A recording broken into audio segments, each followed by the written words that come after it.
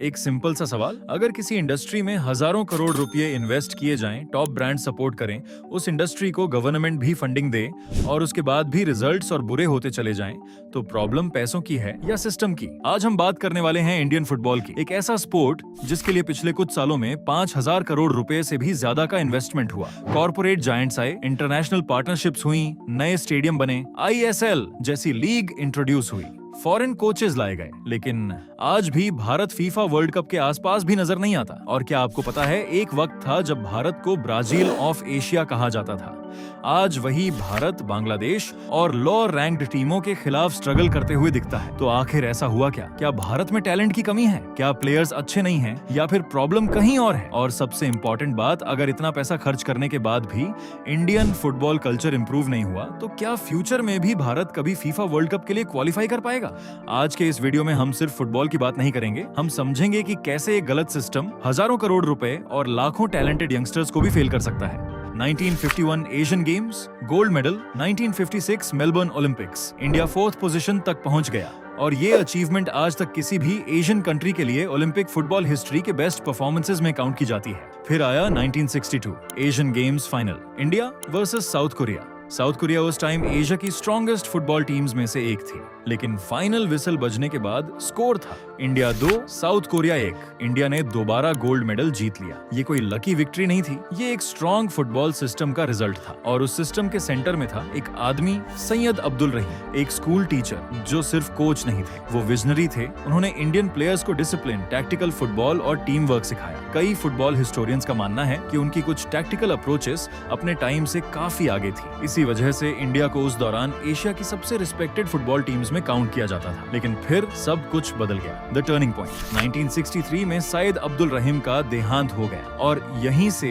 Indian football की सबसे बड़ी प्रॉब्लम शुरू हुई। नॉर्मली किसी भी सक्सेसफुल कंट्री में एक कोच सिस्टम बनाता है और सिस्टम फ्यूचर जनरेशंस को ट्रेन करता रहता है, लेकिन इंडिया में एग्जैक्टली ऑपोजिट हुआ। कोच चले गए और उनके साथ विजन भी चला गया। ना प्रॉपर यूथ डेवलपमेंट सिस्टम बना, ना कोचिंग स्ट्रक्चर इंप्रूव हुआ, ना ग्राउंड रूट्स फुटबॉल को इंपॉर्टेंस मिली।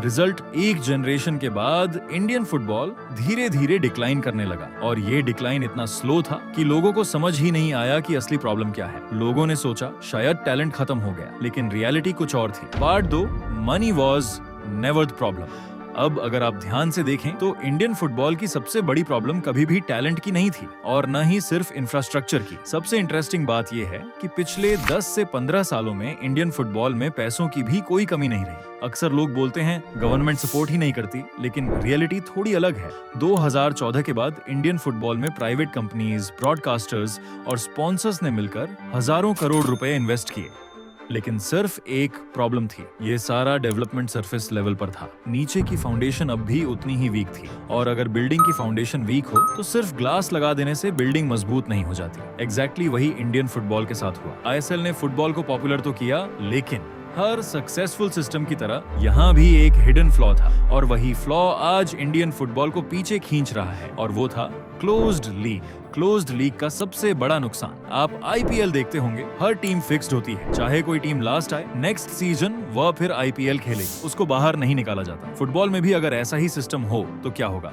यही ISL के साथ हुआ। अगर किसी क्लब को टॉप लीग में खेलना है तो उससे अपनी परफॉर्मेंस से ज्यादा लीग का फ्रेंचाइज स्लॉट चाहिए और फ्रेंचाइज स्लॉट की कॉस्ट क्रोर्स में होती है। यहाँ प्रॉब्लम शुरू होती है। सोचिए, एक छोटा क्लब है, उसके पास टैलेंटेड प्लेयर्स हैं, वो सारे मैचेस जीत रहा है, एक्सीलेंट कोचिंग है, अमेजिंग परफॉर्मेंस है, लेकिन उसके पास फ्रेंचाइज फी देने के पैसे नहीं है। तो क्या वो इंडिया की टॉप फुटबॉल लीग में खेल सकता है? जवाब है नहीं। और अगर कोई week team already top league में है तो क्या उसे नीचे भेजा जाता है? अगेन नहीं।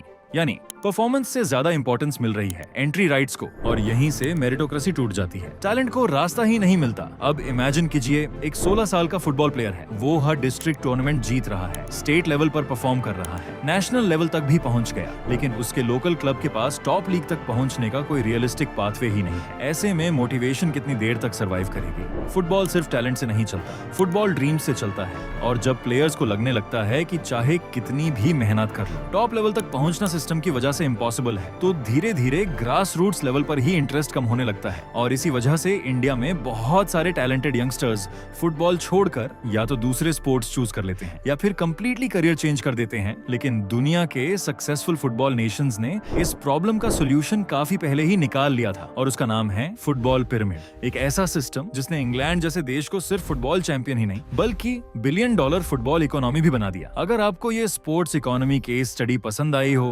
तो वीडियो को लाइक जरूर करें, अपने थॉट्स कमेंट्स में बताएं और ऐसे ही इन डेप्थ बिजनेस और स्पोर्ट्स केस स्टडीज के लिए चैनल को सब्सक्राइब करना मत भूलिए। मिलते हैं नेक्स्ट वीडियो में।